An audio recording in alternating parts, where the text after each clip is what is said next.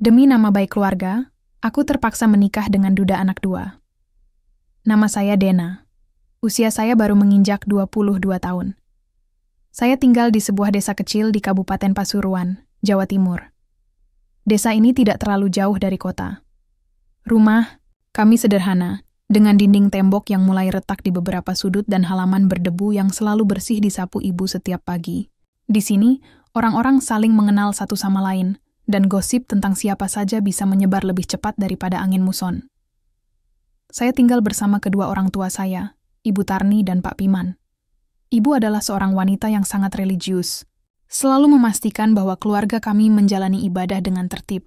Beliau sering membaca Al-Quran di ruang tamu ketika sore hari. Suaranya lembut namun penuh keyakinan. Adapun Bapak, beliau bekerja sebagai tukang kebun di rumah Pak Maskun, seorang ustadz ternama di desa kami. Bapak bukanlah orang yang banyak bicara, tapi ia selalu menunjukkan rasa sayangnya melalui tindakan-tindakan kecil, seperti membelikan saya es kelapa muda saat cuaca panas atau memperbaiki sandal saya yang rusak. Pak Maskun adalah salah satu tokoh paling disegani di desa kami. Beliau seorang duda memiliki rumah besar dengan halaman luas yang sering digunakan untuk pengajian rutin. Ia juga memiliki dua anak, Ahmad, yang berusia 10 tahun, dan Marwah, 7 tahun. Ahmad adalah anak laki-laki yang cerdas dan bersemangat, sementara Marwah adalah gadis kecil yang manis dan selalu tersenyum. Namun, meski saya sering melihat mereka bermain di halaman depan rumah Pak Maskun, saya jarang berinteraksi dengan mereka.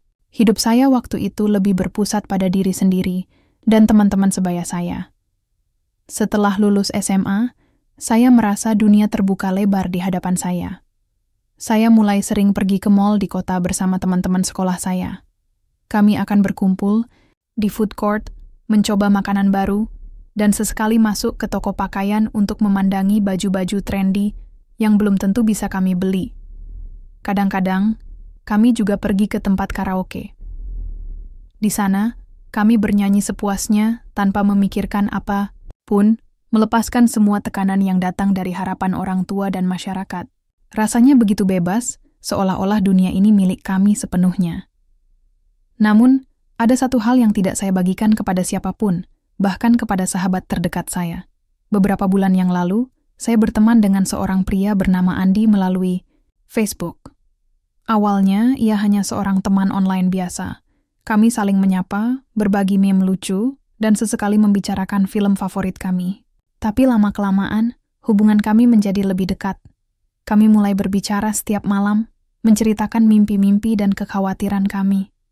Andi membuat saya merasa didengarkan dan dimengerti, sesuatu yang sulit saya dapatkan dari lingkungan saya, yang begitu formal dan terstruktur. Ketika akhirnya kami bertemu secara langsung, semuanya terasa begitu alami. Andi adalah seorang pria tampan dengan senyum hangat yang membuat saya nyaman. Kami mulai menghabiskan waktu bersama, meskipun harus diam-diam karena saya takut bapak dan ibu akan marah jika mengetahuinya. Kami pergi ke warung kopi kecil di pinggir jalan, berjalan-jalan di tengah sawah saat matahari terbenam, dan bahkan sesekali nonton bioskop. Semuanya terasa indah, hingga satu malam yang mengubah segalanya. Saya tidak ingat persis bagaimana semuanya terjadi. Yang saya tahu, malam itu kami sedikit kehilangan kendali. Saya tidak pernah berpikir bahwa satu momen impulsif bisa membawa konsekuensi sebesar ini. Beberapa minggu kemudian, saya mulai merasakan sesuatu yang aneh. Perut saya terasa lebih sensitif, dan saya sering merasa mual di pagi hari. Ketika saya membeli tes kehamilan dari apotek di kota, hasilnya positif. Dunia saya runtuh dalam sekejap. Saya mencoba menghubungi Andi untuk memberitahunya, tetapi pesan saya tidak pernah dibalas. Akun Facebook-nya tiba-tiba hilang, seolah-olah dia menghilang dari muka bumi. Saya merasa panik, bingung, dan marah pada diri sendiri. Bagaimana bisa saya begitu bodoh? Saya tahu bahwa di desa ini, seorang gadis yang hamil di luar nikah akan menjadi bahan gunjingan seluruh warga. Nama baik keluarga saya akan hancur, dan saya tidak tahu bagaimana cara memperbaikinya. Suatu malam, saya menangis di kamar mandi sambil memegang perut saya yang mulai membesar. Ibu mendengar isak tangis saya dan masuk ke kamar. ketika saya akhirnya mengatakan yang sebenarnya, wajah ibu langsung pucat. Bapak dipanggil, dan kami duduk di ruang tamu dalam keheningan yang menyesakkan. Setelah beberapa saat, Bapak berdiri dan berkata dengan suara tegas, "Kita harus melindungi nama baik keluarga. Ini, ada satu solusi. Saya tidak tahu apa yang akan dilakukan Bapak, tapi saya merasa hati saya semakin terbebani. Apapun yang akan terjadi, saya tahu bahwa hidup saya tidak akan pernah sama lagi. Bayang-bayang masa lalu, saya mulai menghantui, dan saya tidak tahu bagaimana cara melarikan diri darinya. Saya tidak pernah membayangkan bahwa kata-kata Bapak di ruang tamu malam itu akan menjadi awal dari mimpi buruk baru. Ketika Bapak mengatakan, ada satu solusi, saya hanya bisa menundukkan kepala, tidak berani menatap matanya. Saya tahu apa yang sedang dipikirkannya. Di desa kami, jika seorang gadis hamil di luar nikah, satu-satunya cara untuk menjaga nama baik keluarga adalah dengan menikahkannya sesegera mungkin. Tetapi ketika Bapak menyebut nama Pak Maskun sebagai calon suami saya, rasanya seperti ada batu besar jatuh menimpa dada saya. "Kamu harus menikah dengan Pak Maskun," kata Bapak dengan nada tegas, sementara ibu duduk di sampingnya dengan mata berkaca-kaca. "Dia sudah setuju untuk menerima kamu apa adanya. Ini demi nama baik keluarga." Saya terdiam, hampir tidak percaya dengan apa yang saya dengar. Menikah? Dengan Pak Maskun? Seorang ustadz yang usianya hampir 2 kali lipat saya?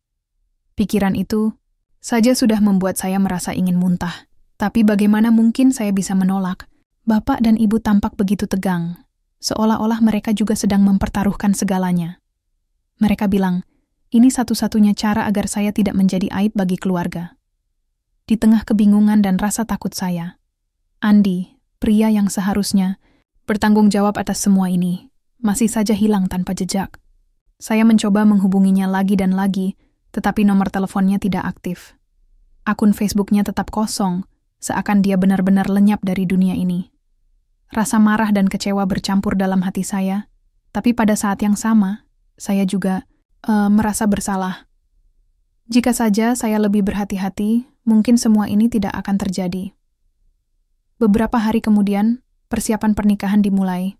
Ibu dan tetangga-tetangga mulai datang ke rumah untuk membantu menyiapkan acara. Mereka membicarakan gaun pengantin, menu makanan, dan dekorasi pelaminan. Semua orang tampak sibuk, seolah-olah tidak ada yang salah dengan rencana ini. Saya sendiri hanya diam dan tidak punya tenaga untuk melawan atau protes.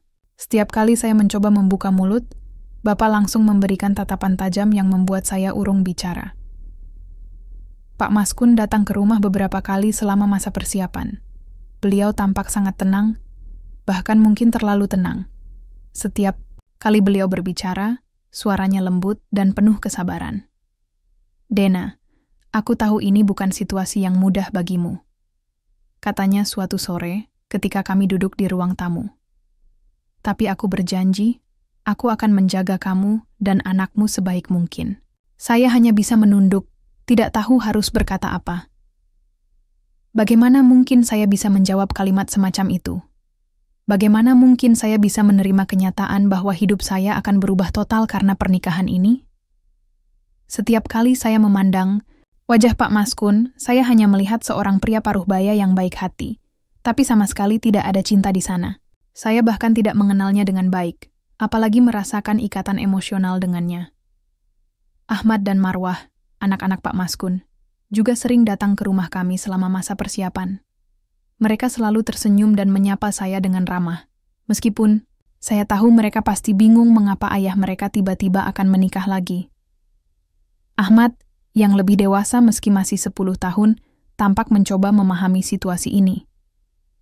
Dia sering bertanya kepada saya tentang bayi yang akan lahir, sementara Marwah hanya tertawa gembira setiap kali saya membicarakannya.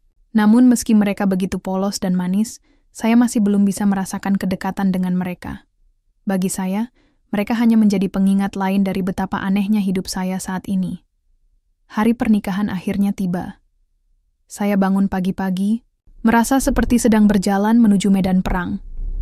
Gaun pengantin yang indah dan mahkota yang berkilauan tidak bisa menyembunyikan perasaan kosong di dalam hati saya. Ibu membantu saya berdandan, Tangannya gemetar saat memasang jarum pentul di hijab saya. "Kamu harus kuat, Nak," bisiknya sambil memeluk saya erat. "Ini demi kebaikan kita semua." Saat prosesi ijab kabul dimulai, saya merasa waktu berjalan begitu lambat. Suara bapak yang mengucapkan kata-kata pernikahan terdengar seperti gumaman jauh di telinga saya. Ketika Pak Maskun mengucapkan janji pernikahan, saya hanya bisa menunduk, air mata perlahan mengalir di pipi saya. Bukan air mata kebahagiaan, melainkan air mata pasrah dan penyesalan. Setelah acara selesai, saya duduk di pelaminan bersama Pak Maskun, menerima ucapan selamat dari para tamu undangan. Wajah-wajah mereka tampak berbeda-beda. Ada yang tersenyum penuh harapan, ada yang terlihat kasihan, dan ada juga yang sepertinya hanya datang karena ingin tahu cerita lengkapnya. Saya mencoba tersenyum sepanjang waktu, tapi rasanya seperti topeng yang menutupi semua luka saya. Malam pertama adalah hal yang paling menakutkan bagi saya. Ketika saya masuk ke kamar pengantin, saya merasa seperti seekor burung yang terperangkap dalam sangkar emas. Pak Maskun duduk di kursi, menatap saya dengan ekspresi yang sulit diartikan. "Aku tahu ini sulit bagimu, Dena," katanya pelan. "Tapi aku harap suatu hari nanti kamu bisa menerimaku sebagai suamimu." Saya hanya bisa diam, tidak tahu harus berkata apa. Malam itu, saya tidur dengan mata basah, memikirkan semua keputusan buruk yang telah membawa saya ke titik ini. Saya merasa seperti hidup dalam kegelapan tanpa ujung, dan saya tidak tahu bagaimana cara melarikan diri darinya. Hari-hari pertama setelah pernikahan terasa begitu berat. Setiap pagi, saya bangun dengan perasaan kosong, seolah-olah ada sesuatu yang hilang dari hidup saya. Mungkin kebebasan, mungkin harapan. Saya pindah ke rumah Pak Maskun, yang jauh lebih besar daripada rumah orang tua saya. Rumah ini memiliki banyak ruangan, termasuk kamar tidur utama yang luas, dan halaman belakang yang dipenuhi pepohonan rindang. Namun, meski segalanya tampak indah di sini, saya merasa seperti tamu yang tidak diundang dalam cerita orang lain. Pak Maskun mencoba bersikap baik kepada saya. Dia selalu mengajak saya bicara ketika kami bertemu di meja makan atau di ruang tamu. Dia juga sering menanyakan bagaimana kondisi saya dan bayi dalam kandungan.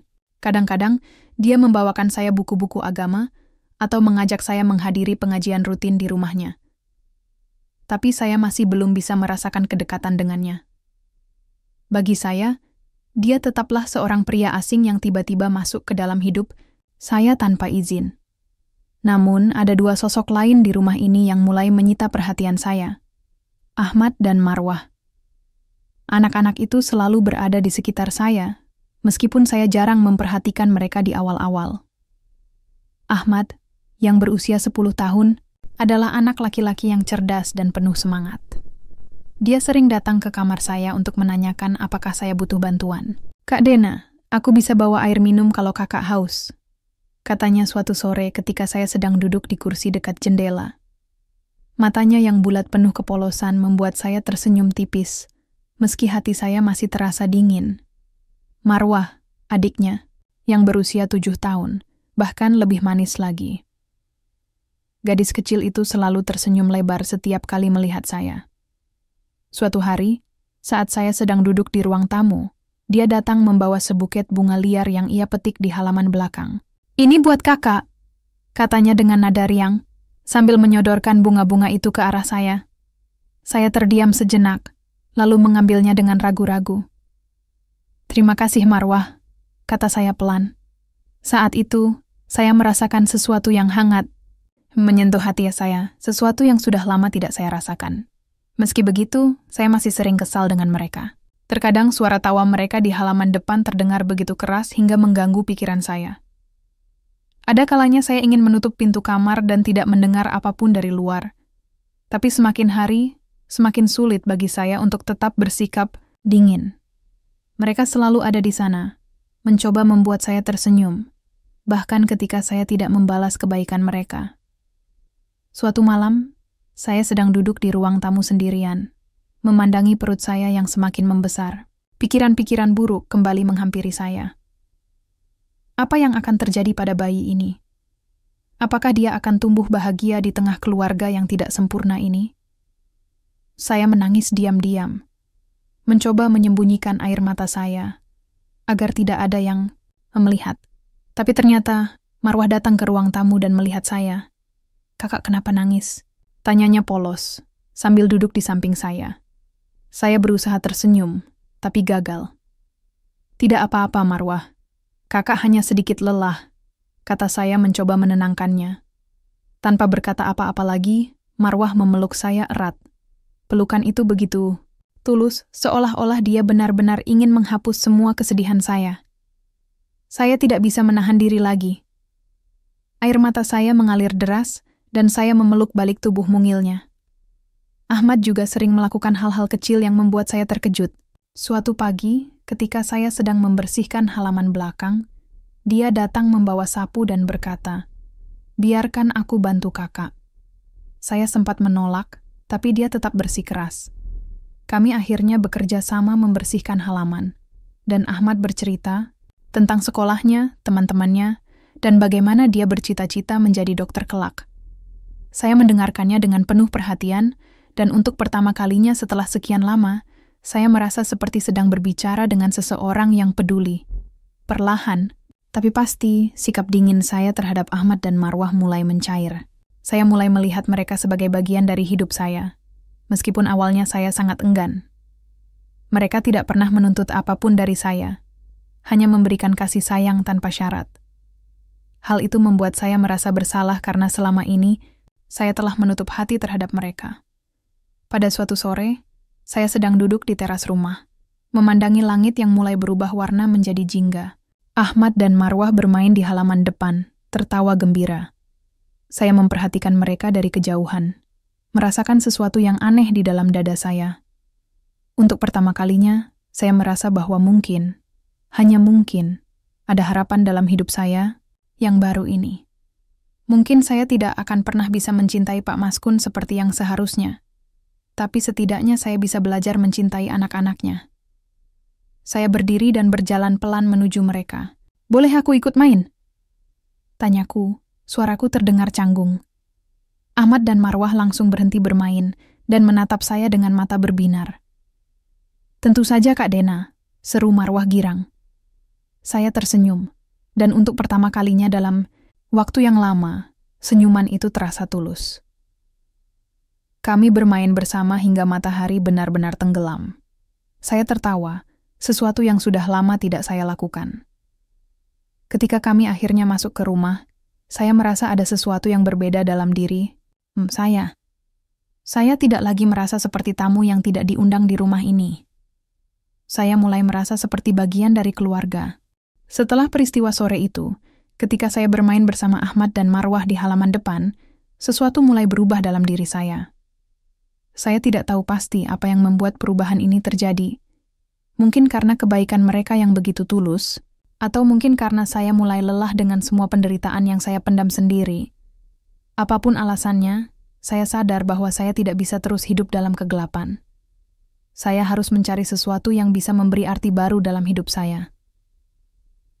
"Pak, Maskun tampaknya menyadari perubahan sikap saya, meski dia tidak pernah mengatakannya secara langsung. Suatu malam, saat kami sedang duduk di ruang tamu, dia menawarkan saya sebuah buku tebal berjudul Hidup dalam Kebenaran. Mungkin ini bisa membantu kamu," katanya pelan, sambil meletakkan buku itu di pangkuan saya.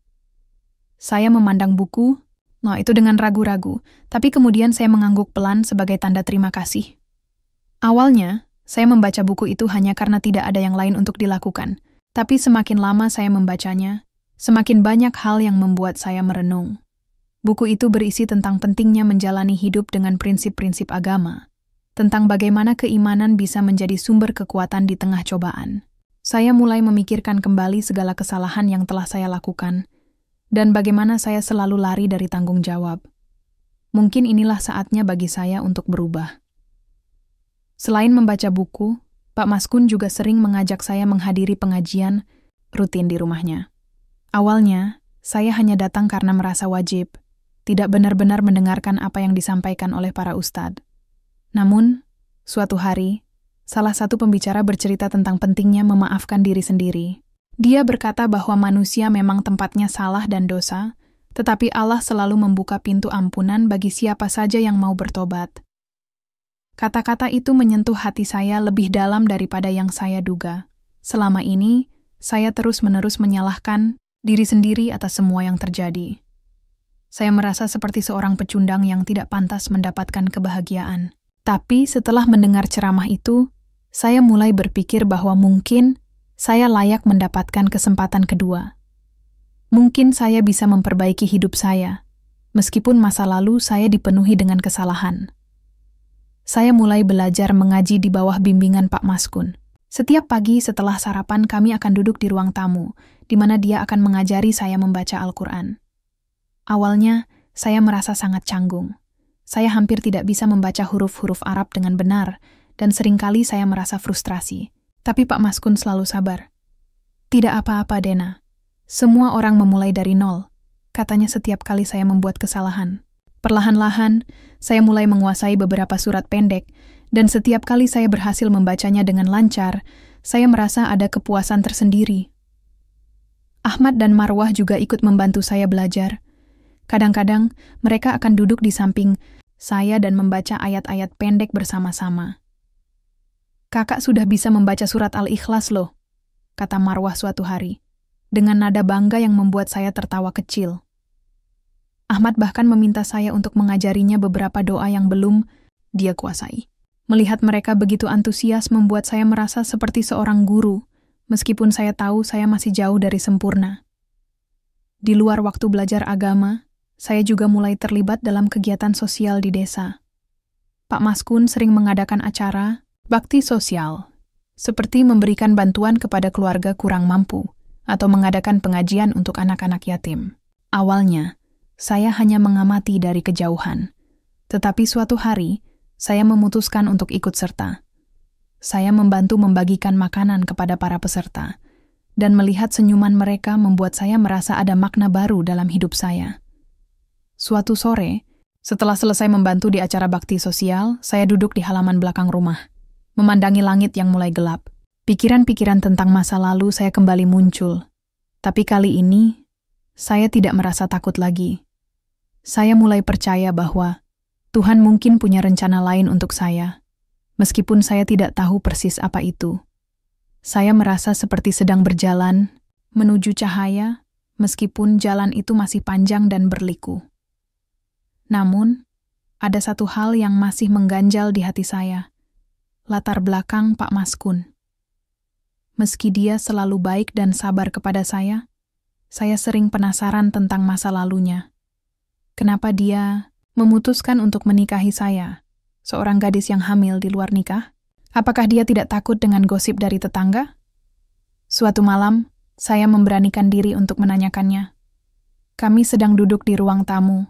Suasana hening, kecuali suara angin yang masuk melalui jendela. Pak, kata saya pelan. Aku ingin tahu, kenapa Bapak mau menikahi aku? Aku tahu, pasti ada banyak orang yang bilang aku tidak pantas. Pak Maskun tersenyum tipis, lalu menatap saya dengan pandangan yang sulit diartikan. Dena, katanya, setiap orang punya masa lalu, dan aku juga pernah melakukan kesalahan besar. Saya terdiam, tidak mengerti apa maksudnya. Lalu, dia mulai bercerita.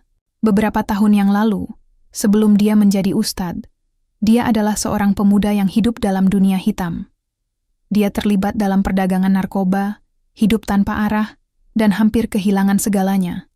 Tapi suatu hari, dia mendapat teguran keras dari Tuhan melalui sebuah kecelakaan yang nyaris merenggut nyawanya. Setelah itu, dia memutuskan untuk bertobat dan mendalami agama. Dia mulai belajar, mengajar, dan akhirnya menjadi ustadz yang dikenal di desa ini. Ketika aku melihatmu, Dena, lanjutnya, aku melihat diriku di masa lalu. Kamu mungkin merasa seperti tidak ada harapan, tapi aku tahu, kamu bisa berubah. Kamu bisa menjadi lebih baik. Air mata saya mulai mengalir mendengar ceritanya. Untuk pertama kalinya, saya merasa ada seseorang yang benar-benar memahami penderitaan saya. Pak Maskun bukan hanya seorang pria baik hati. Dia adalah seseorang yang pernah berada di titik terendah dalam hidupnya, tapi berhasil bangkit. Ceritanya memberi saya kekuatan baru untuk melanjutkan hidup saya. Malam itu, saya tidur dengan perasaan yang berbeda. Saya tidak lagi merasa seperti korban dari keputusan-keputusan buruk saya.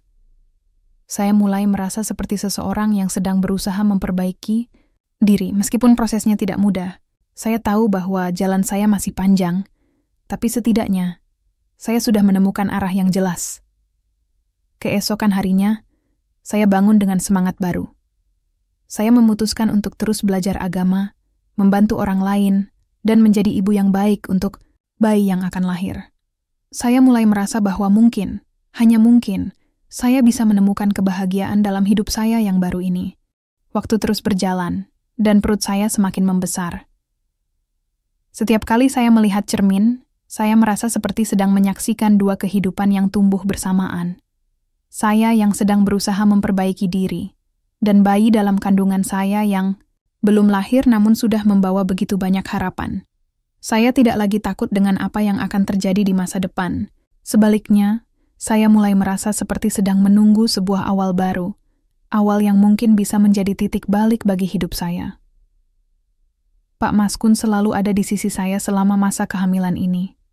Dia memastikan bahwa saya mendapatkan semua yang saya butuhkan, baik itu makanan bergizi, pemeriksaan rutin ke bidan desa, atau sekadar kata-kata penyemangat ketika saya merasa lelah. "Kamu kuat, Dena," katanya suatu malam ketika saya mengeluh tentang rasa sakit di punggung saya. "Bayimu akan menjadi anak yang luar biasa, karena dia dilahirkan dari seorang ibu yang juga luar biasa." Saya tersenyum mendengarnya, meskipun saya masih belum sepenuhnya yakin dengan kata-katanya. Namun, setiap kali saya merasakan gerakan halus bayi di dalam perut saya merasa ada sesuatu yang ajaib sedang terjadi. Bayi ini bukan hanya bagian dari saya. Dia adalah simbol dari semua perjuangan dan transformasi yang telah saya alami selama ini. Ahmad dan Marwah juga sangat antusias menanti kelahiran adik baru mereka. Mereka sering bertanya kepada saya kapan bayi itu akan lahir dan bagaimana cara merawatnya. "Aku akan jadi kakak yang baik," kata Ahmad dengan nada penuh semangat suatu sore, sambil menunjukkan mainan mobil-mobilan yang ingin dia berikan kepada bayi itu. Marwah bahkan sudah mulai belajar menyanyikan lagu-lagu pengantar tidur, meskipun suaranya masih terdengar cempreng dan agak sumbang. Melihat mereka begitu bersemangat membuat saya merasa lebih ringan. Mereka adalah anggota keluarga yang benar-benar mencintai bayi ini, bahkan sebelum dia lahir. Hari-hari menjelang kelahiran terasa begitu panjang, tapi juga penuh dengan antisipasi. Saya mulai mempersiapkan segala sesuatunya, memilih nama, menyiapkan baju bayi, dan membeli perlengkapan lain yang diperlukan. Pak Maskun membantu saya memilih nama. "Bagaimana kalau kita beri nama Anugrah?" usulnya suatu sore ketika kami sedang duduk di ruang tamu. Anugerah artinya karunia dari Allah. Bayi ini adalah karunia besar bagi kita semua. Saya langsung setuju. Nama itu terasa cocok, seolah-olah sudah ditakdirkan untuk bayi ini. Anugerah. Karunia Tuhan yang datang di saat saya merasa hidup saya hancur. Saya tidak pernah membayangkan bahwa sesuatu yang begitu indah bisa lahir dari situasi yang begitu sulit. Akhirnya, hari itu tiba. Saya sedang duduk di kursi santai di ruang tamu, membaca buku tebal yang diberikan Pak Maskun beberapa bulan lalu, ketika tiba-tiba saya merasakan sesuatu yang aneh di perut saya. Ada rasa nyeri yang tajam, disusul oleh kontraksi yang semakin kuat. Saya menarik napas dalam-dalam, mencoba tetap tenang. Tapi ketika air ketuban pecah, saya tahu bahwa inilah waktunya. Pak Maskun segera membawa saya ke rumah sakit terdekat di kota. Perjalanan menuju sana terasa begitu lambat, meskipun kami menggunakan mobil.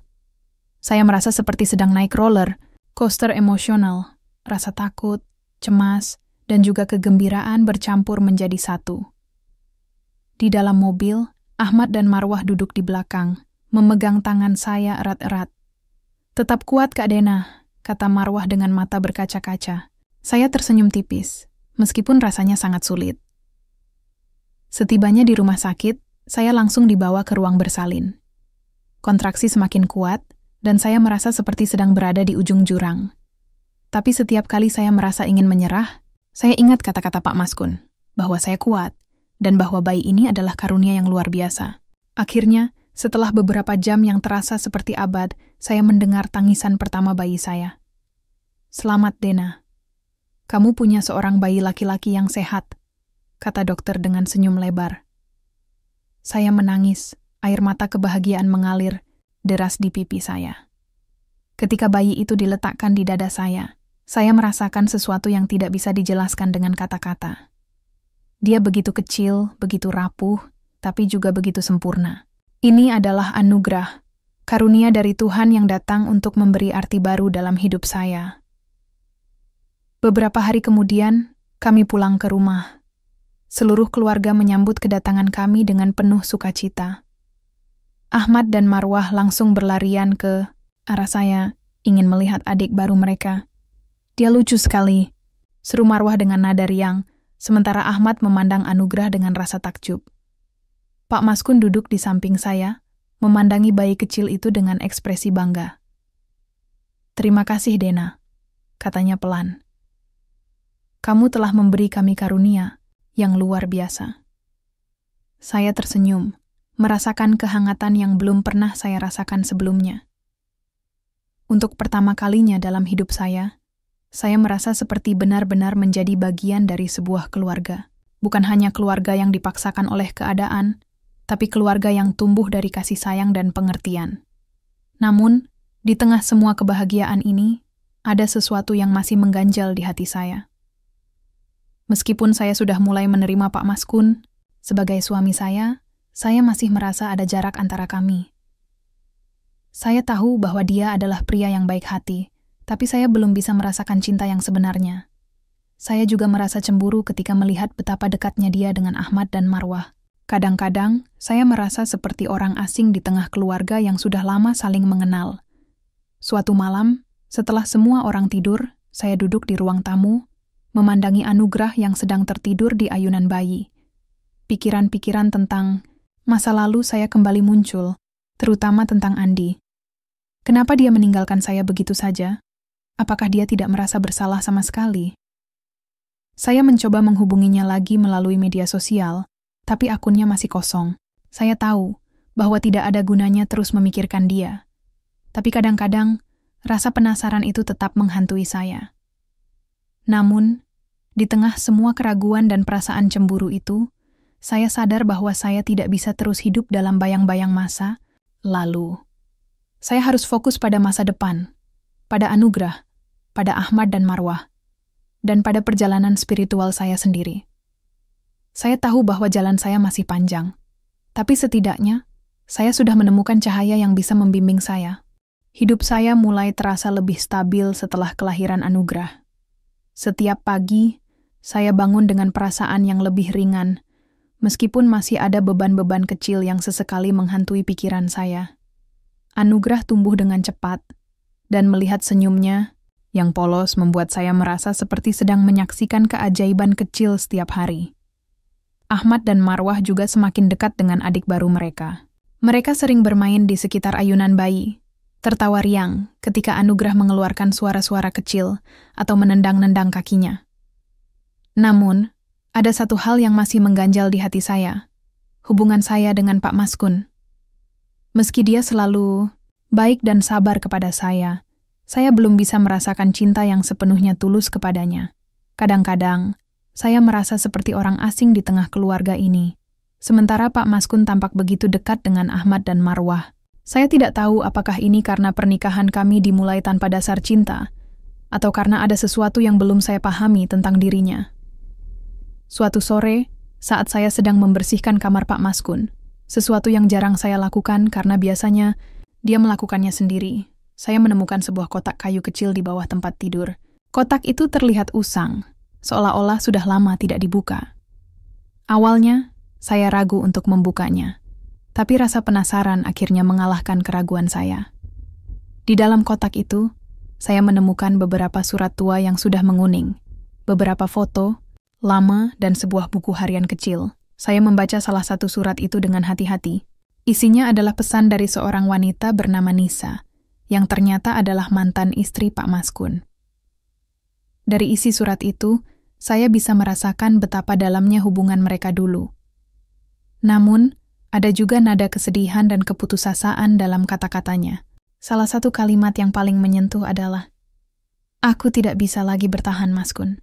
Aku pergi bukan karena aku tidak mencintaimu, tapi karena aku tidak ingin Ahmad dan Marwah tumbuh dalam lingkungan yang penuh dosa." Saya terdiam, merasakan jantung saya berdebar kencang.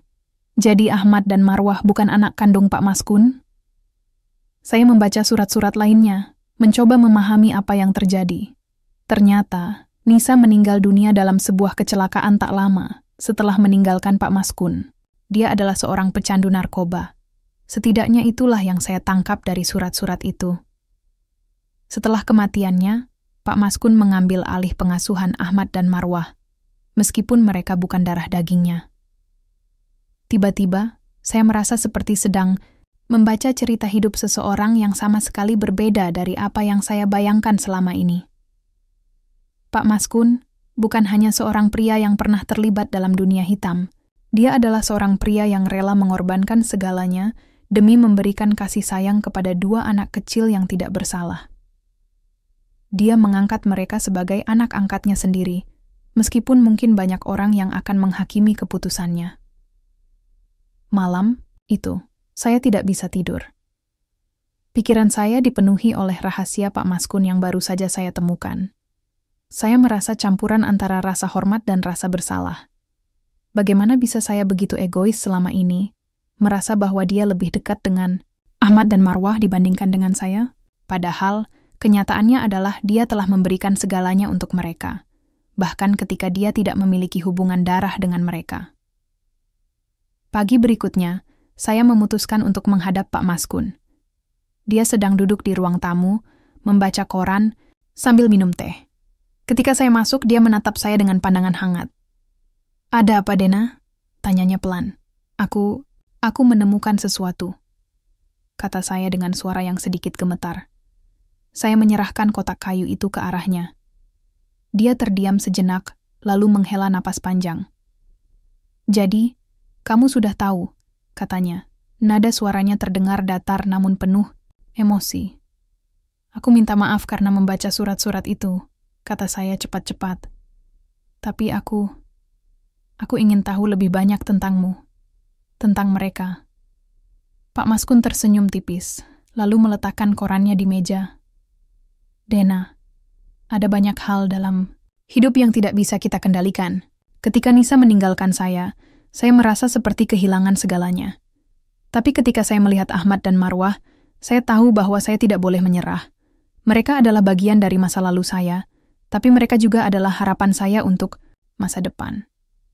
Saya mendengarkannya dengan penuh perhatian, merasakan air mata mulai menggenang di mata saya. "Kenapa kamu tidak pernah memberitahuku?" tanyaku pelan. "Karena itu adalah masa lalu yang menyakitkan," jawabnya. "Dan karena saya ingin kamu melihat saya sebagai diri saya yang sekarang, bukan sebagai pria yang dulu." Setelah percakapan itu, saya merasa seperti ada beban besar yang terangkat dari pundak saya. Saya mulai melihat Pak Mas Kun dengan cara yang berbeda. Dia bukan hanya suami saya. Dia adalah seorang pria yang telah melewati begitu banyak cobaan dalam hidupnya, tapi tetap berusaha menjadi sosok yang lebih baik. Dia bukan sempurna, tapi dia adalah contoh nyata dari kekuatan cinta dan pengorbanan.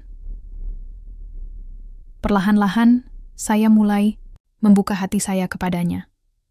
Kami mulai berbicara lebih banyak tentang masa lalu kami masing-masing, tentang mimpi-mimpi kami, dan tentang bagaimana kami bisa membangun keluarga ini bersama-sama. Saya juga mulai merasakan ikatan emosional yang lebih dalam dengan Ahmad dan Marwah. Mereka bukan hanya anak-anak Pak Mas Kun. Mereka adalah bagian dari keluarga saya sekarang. Suatu malam, setelah semua orang tidur, saya duduk di teras rumah, memandangi langit yang dipenuhi bintang. Saya merenung tentang semua yang telah terjadi dalam hidup saya, kesalahan-kesalahan yang saya buat, orang-orang yang telah meninggalkan saya, dan orang-orang yang tetap tinggal. Saya merasa seperti sedang berdiri di persimpangan jalan, tapi kali ini saya tahu persis kemana saya harus melangkah. Besok adalah hari baru, dan untuk pertama kalinya dalam hidup saya merasa siap untuk menjalani hari itu dengan penuh keyakinan. Setelah mengetahui rahasia Pak Mas Kun tentang Ahmad dan Marwah, hidup saya mulai terasa lebih ringan. Saya tidak lagi merasa seperti orang asing di tengah keluarga ini. Sebaliknya, saya mulai merasakan bahwa saya adalah bagian penting dari kehidupan mereka, bahkan mungkin lebih penting daripada yang pernah saya bayangkan. Setiap hari, saya melihat senyum cerah Ahmad dan Marwah, mendengar tawa riang Anugrah, dan merasakan kasih sayang Pak Maskun yang semakin tulus. Keluarga ini bukan lagi sekadar hasil dari pernikahan yang dipaksakan. Kami adalah sebuah unit yang saling menguatkan. Beberapa bulan berlalu, dan hubungan saya dengan Pak Maskun semakin erat. Kami mulai berbagi lebih banyak momen bersama, baik itu saat makan malam di meja makan, membaca Al-Quran di ruang tamu, atau bahkan hanya duduk diam di teras rumah sambil memandangi langit malam. Dia sering bercerita tentang masa lalunya, tentang bagaimana dia belajar untuk bangkit dari kegelapan dan menjadi pria yang lebih baik. Cerita-ceritanya membuat saya semakin menghargai perjuangannya, dan saya mulai menyadari bahwa cinta tidak selalu datang dengan kilatan cahaya atau romansa besar. Kadang-kadang, cinta tumbuh dari pengertian, kesabaran, dan pengorbanan. Saya juga mulai merasa lebih nyaman dengan peran saya sebagai seorang ibu. Anugrah tumbuh dengan cepat, dan setiap perkembangan kecilnya, mulai dari senyum pertama hingga kata-kata pertama yang ia ucapkan, selalu membuat saya bangga. Ahmad dan Marwah juga sangat membantu dalam merawat adik mereka. Mereka sering bermain dengannya, membacakan cerita-cerita pendek, atau hanya sekadar duduk di sampingnya ketika dia sedang rewel. Melihat interaksi mereka membuat saya merasa bahwa kami benar-benar telah menjadi satu keluarga. Namun, ada satu hal yang masih tersisa di benak saya, Andi. Meskipun saya sudah mencoba melupakan dia, rasa penasaran itu kadang-kadang masih muncul. Suatu sore, ketika saya sedang membersihkan lemari di kamar tidur, saya menemukan ponsel lama saya yang sudah lama tidak digunakan. Di dalamnya, ada akun media sosial saya yang sudah lama tidak saya buka. Dengan hati-hati, saya membuka aplikasi Facebook dan mengetik nama Andi. Untuk kejutan saya, akunnya ternyata aktif kembali. Foto profilnya terlihat berbeda. Dia tampak lebih dewasa, dengan jenggot tipis dan pakaian yang lebih rapi. Saya ragu-ragu sejenak, tapi akhirnya memutuskan untuk mengiriminya pesan singkat. "Apa kabar? Aku harap kamu baik-baik saja." Beberapa jam kemudian, dia membalas. Pesannya singkat dan dingin. "Maaf, aku tidak bisa bicara sekarang. Aku sudah punya keluarga sendiri." Saya terdiam membaca balasannya. Ada perasaan lega, tapi juga sedikit kekecewaan. Lega karena saya tahu bahwa dia telah melanjutkan hidupnya, dan kekecewaan karena dia tidak pernah benar-benar bertanggung jawab atas apa yang terjadi pada saya. Namun, setelah beberapa saat, saya menyadari bahwa balasan itu adalah jawaban yang saya butuhkan. Ini adalah cara untuk menutup babak lama dalam hidup saya. Babak yang dipenuhi dengan kesalahan dan penyesalan. Hari-hari berikutnya, saya mulai fokus pada kehidupan saya yang baru. Saya memutuskan untuk terlibat lebih aktif dalam kegiatan sosial di desa, sesuatu yang telah lama saya tinggalkan. Saya bergabung dengan komunitas perempuan muda yang memberikan bimbingan kepada gadis-gadis yang menghadapi masalah serupa dengan saya di masa lalu. Saya ingin mereka tahu bahwa meskipun hidup terkadang terasa begitu sulit, selalu ada harapan untuk bangkit kembali. Suatu sore, saya berdiri di depan sekelompok gadis muda di balai desa. Saya bercerita tentang pengalaman saya, tentang kesalahan-kesalahan yang saya buat, tentang rasa malu yang saya rasakan, dan tentang bagaimana saya berhasil menemukan kebahagiaan di tengah semua tantangan itu. "Jangan pernah takut untuk memperbaiki diri," kata saya dengan suara yang penuh keyakinan. "Karena di balik setiap kesalahan, selalu ada pelajaran yang bisa kita ambil." Setelah acara itu, beberapa gadis mendekati saya untuk berbicara. Lebih banyak. Mereka bercerita tentang masalah mereka. Ada yang hamil di luar nikah, ada yang merasa terjebak dalam hubungan yang salah, dan ada yang hanya ingin mendapatkan arahan tentang bagaimana menjalani hidup dengan lebih baik. Saya mendengarkan mereka dengan penuh perhatian, berusaha memberikan nasihat yang mungkin bisa membantu mereka. Melihat mereka tersenyum setelah percakapan itu membuat saya merasa seperti sedang memberi sesuatu yang berharga kepada dunia. Di rumah, kebahagiaan kami semakin lengkap. Ahmad dan Marwah mulai sekolah dasar, dan mereka sering pulang dengan cerita-cerita baru tentang teman-teman mereka dan pelajaran yang mereka dapatkan. Anugrah mulai belajar berjalan, dan setiap kali dia berhasil melangkah beberapa langkah tanpa jatuh, kami semua akan bertepuk tangan gembira. Pak Maskun juga semakin dekat dengan saya. Kami mulai berbicara tentang rencana masa depan, tentang bagaimana kami bisa membangun kehidupan yang lebih baik bagi anak-anak kami, dan tentang mimpi-mimpi kami masing-masing. Suatu malam, setelah semua orang tidur, saya duduk di teras rumah bersama Pak Maskun. Kami memandangi langit yang dipenuhi bintang, merenung tentang semua yang telah terjadi dalam hidup kami. "Aku bangga padamu, Dena," katanya pelan. "Kamu telah berubah menjadi wanita yang luar biasa kuat." Saya tersenyum, merasakan kehangatan di dalam hati saya. "Terima kasih, Pak. Kamu juga telah membantu aku menemukan arti sebenarnya dari kebahagiaan." Kami duduk dalam keheningan selama beberapa saat, hanya mendengarkan suara angin yang lembut dan suara jangkrik di kejauhan. Saya merasa seperti sedang berada di tempat yang tepat, pada waktu yang tepat, dengan orang-orang yang tepat. Untuk pertama kalinya dalam hidup saya merasa benar-benar bahagia.